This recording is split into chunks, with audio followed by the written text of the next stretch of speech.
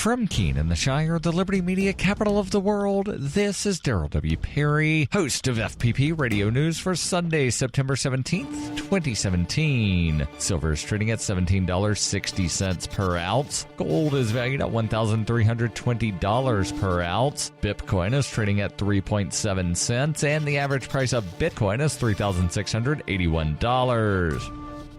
Antiwar.com reports Spanish government spokesman Inigo Mendez de Vigo says officials are not ruling anything out in reaction to the planned Catalonian referendum on independence, saying the Spanish government is prepared to take exceptional measures to stop the vote. Catalonia's wealth and the substantial support for secession has led the central government towards increasingly desperate measures to stop the vote, including imposing direct control over most public services in Catalonia to prevent local government officials cooperating with the vote using any official funds. The officials vow that not €1 will be spent on the illegal referendum, though with most mayors in the region backing the vote, Spain's go-to move has been to threaten to arrest hundreds of mayors, hardly a realistic way to stop a vote. Instead, armed police are raiding random newspapers across Catalonia looking for voting papers and are out in numbers hoping to stumble across ballot boxes to undermine the vote. So far, they've come up empty, and police admit they have no idea where the election materials are. All of this is just adding to the determination among Catalonians to see a referendum take place, and the central government's hostility is likely pushing more people into the leave camp all the time.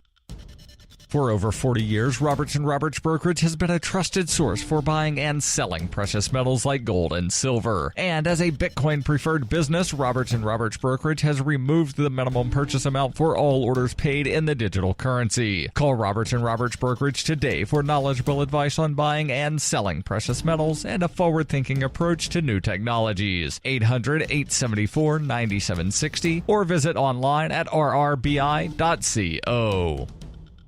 UPI reports Toys R Us may file for bankruptcy before the holiday season as vendors cut shipments to the company on accounts of its effort to refinance billions of dollars in debt. The retailer is looking to refinance more than $5 billion of debt it has carried since a buyout more than a decade ago, but as it does so, vendors have pulled back shipments because of the cost of insuring them is becoming too expensive. Toys R Us makes about 40% of its annual sales during the holiday season and has already received most of its shipments for the holidays. Some vendors have threatened to cut off future deliveries unless cash payments can be provided upon arrival. The highest priority for Toys R Us is an effort to refinance $400 million of debt that will be due next year. There has not yet been a decision on seeking court protection from having to repay it, though, according to sources with the company. Vendors have pulled back because when companies seek Chapter 11 protection, they are often among the lowest priority for payment. Toys R Us has, however, been profitable recently, reporting earnings of $790 million in its last quarterly filing, the most since 2012, and second quarter 2017 earning numbers will be reported on September 26th, when the company said it will also update investors on refinancing and other plans.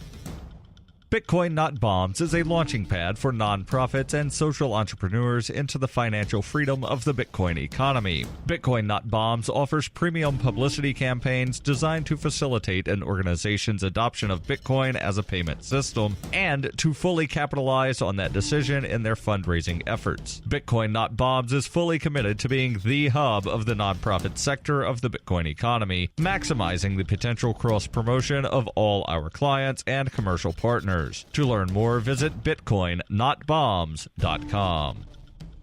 Reuters reports more residents who had fled the Florida Keys ahead of Hurricane Irma were allowed to return to their homes on Saturday as authorities prepare to reopen Key West at the end of the devastated archipelago on Sunday. As Florida struggled to return to normal after the powerful storm struck this week, Governor Rick Scott ordered all nursing homes in the state to obtain emergency generators. The order followed the deaths of 8 elderly people this week at a sweltering nursing home north of Miami that lost power. Irma was one of the most powerful Atlantic storms on record before striking the U.S. mainland as a Category 4 storm on September 10th. It killed at least 84 people, many of them in the Caribbean. In the Keys, Irma tore apart houses, flattened mobile homes, and pushed boats onto the highways linking the archipelago, prompting authorities to largely shut down access to the islands. Thousands of anxious residents who evacuated have been pressing to be allowed to return to their homes.